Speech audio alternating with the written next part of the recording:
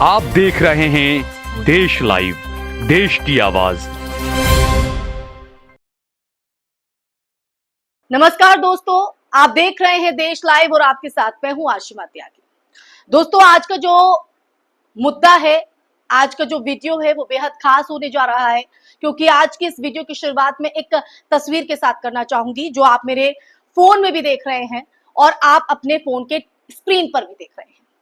दोस्तों, इस तस्वीर में लिखा है कि भारत में रॉयटर्स, टीआरटी वर्ल्ड और ग्लोबल टाइम्स के सोशल मीडिया एक्स हैंडल को ब्लॉक किया गया है। अब ये पूरी खबर क्या है, ये पूरी खबर गंभीर क्यों हो जाती है, इसके साथ ये क्या सवाल खड़े कर रही है और क्यों आज हम इस विषय पर, इस तस्वीर को लेकर बातचीत कर रहे हैं, चर्चा कर रहे हैं, ये मैं आपको वीडियो में आगे बताऊंगी। जो तस्वीर मैंने आपको दिखाई, इस तस्वीर ने, या फिर ये कहें कि इस बड़ी खबर ने शनिवार यानी 5 जुलाई की रात हर जागरूक नागरिक को सोचने पर मजबूर कर दिया कि भारत में रॉयटर्स, ग्लोबल टाइम्स और टीआरटी वर्ल्ड जैसे प्रतिष्ठित अंतरराष्ट्रीय मीडिया संस्थानों के सोशल मीडिया एक्स अकाउंट्स अचानक ब्लॉक कर दिए गए। एक्स ने बस एक लाइन में लिखा कि this account has been withheld in India in response to a legal demand.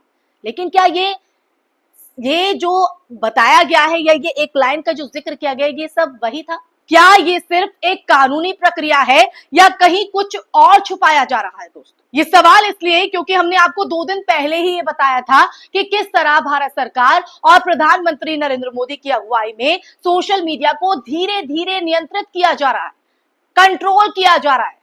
हमने आपको ये बताया था, कहा था कि भारत एक विश्व गुरु नहीं बल्कि डिजिटल सेंसरशाही का नया मॉडल बनता जा रहा है।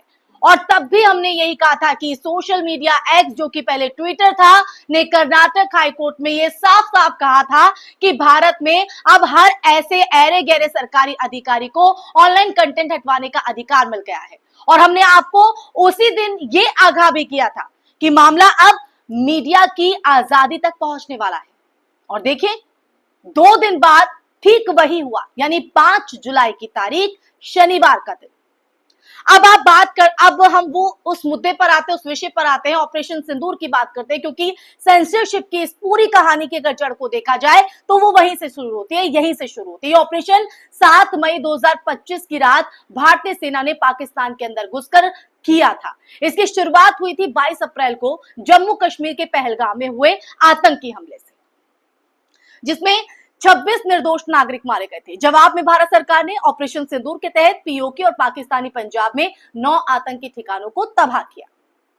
अब ये 1971 के बाद पहला मौका था जब भारतीय सेना ने इतना अंदर तक सैन्य स्ट्राइक की, इतने अंदर तक गए हमारे भारतीय जवान। भारत सरकार ने यह दावा किया कि पूरी तरह सैन्य लक्ष्यों पर केंद्रित था और कोई नागरिक की, किसी भी नागरिक की हानि नहीं हुई। लेकिन कुछ दिन बाद रॉयटर्स, टीआरटी वर्ल्ड और ग्लोबल टाइम्स ने इस ऑपरेशन पर रिपोर्टिंग शुरू की, जिसमें कुछ मानवीय नुकसान और नुकसान की तस्वीरें भी सामने आई। और शायद यहीं से सरकार को यह रिपोर्टिंग नागवार गुजरती है। समझिएगा दोस्तों। अब आप देखिए दोस्तों कि पीटीआई की रिपोर्ट में क्या कहा गया है।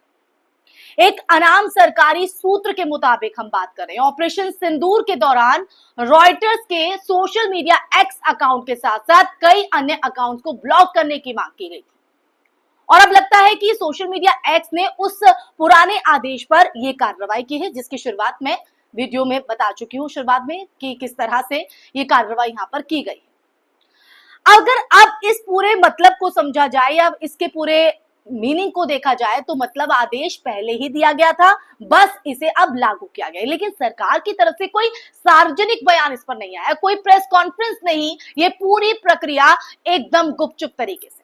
और जब लोग सोशल मीडिया एक्स पर जाकर देख रहे हैं तो वहां सिर्फ एक लाइन मिल रही है, वो है कानूनी मांग के जवाब में भारत में ब्लॉक। सोचने वाली बात जरूर हो जाती है दोस्तों, क्योंकि रॉयटर्स, जो दुनिया भर में पत्रकारिता की निष्पक्षता और गहराई के लिए जाना जाता है, उसकी अपनी एक पहचान है। अगर उसका भी अकाउंट भारत में ब्लॉक कर दिया जाए तो संदेश क्या जाता है, क्या मैसेज जाता है दुनिया को?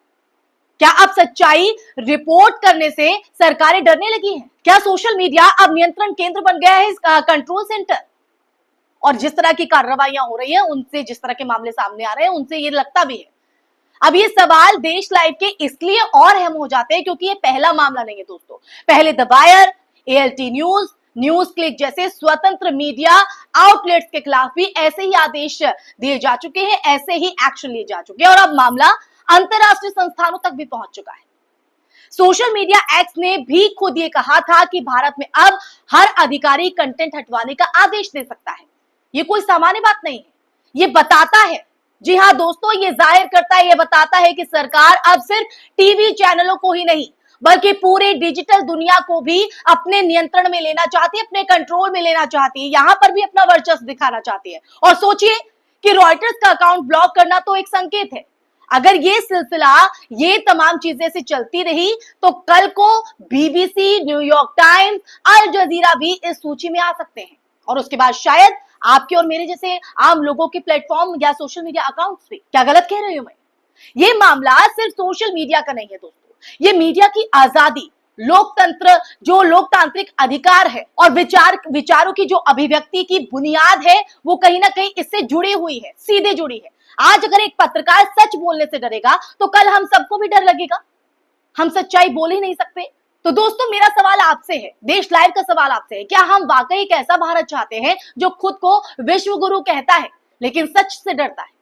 क्या हम उस भारत में रहना चाहते हैं जहां सरकार की आलोचना देशद्रोह कहलाने लगे? ये सवाल वाजिब है दोस्तों। अगर आप नहीं चाहते ऐसा तो इस वीडियो को ज्यादा से ज्यादा शेयर कीजिएगा, कमेंट पे अपनी राय जरूर बताइएगा कि आप मेरी बात से इत्तेफाक रखते हैं, सहमत हैं कि नहीं, क्योंकि क्या ये कानूनी मांग थी या सरकार की सियासी मांग? और अगर आप ये चाहते हैं कि हम ऐसे मुद्दों को और उजागर करें तो चैनल को आप सब्सक्राइब करना भी ना भूलें, क्योंकि देश लाइव तो ये मुद्दे उठाएगा। और आज की जो चर्चा थी वो इसीलिए ही महत्वपूर्ण थी क्योंकि 2 दिन पहले ही देश लाइव ने इस विषय पर बात की थी और देखिए 2 दिन बाद किस तरह से 5 जुलाई को ये पूरी कार्रवाई सामने आती है, जिससे सरकार का जो एक मुखौटा है, सरकार का जो एक कंट्रोलिंग नेचर है वो दिखाई पड़ता है। और अगर ये चलता रहा वाकई में दोस्तों तो देश की छवि पर भी एक बड़ा प्रश्न लगता है।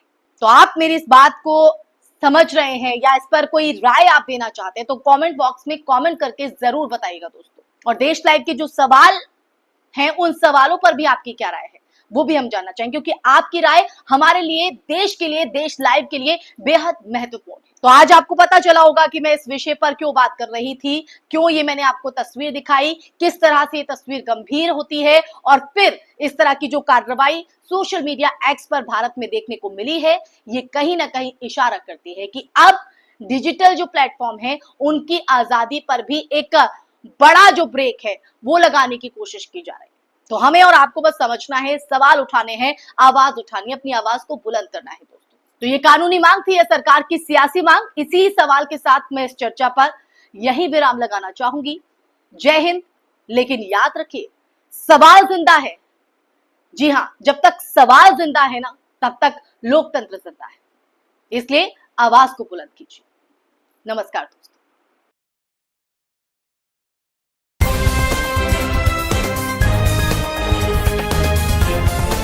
देश और दुनिया की तमाम छोटी और बड़ी खबरों के लिए हमारे चैनल को सब्सक्राइब करना न भूलें और बेल का बटन जरूर दबाएं।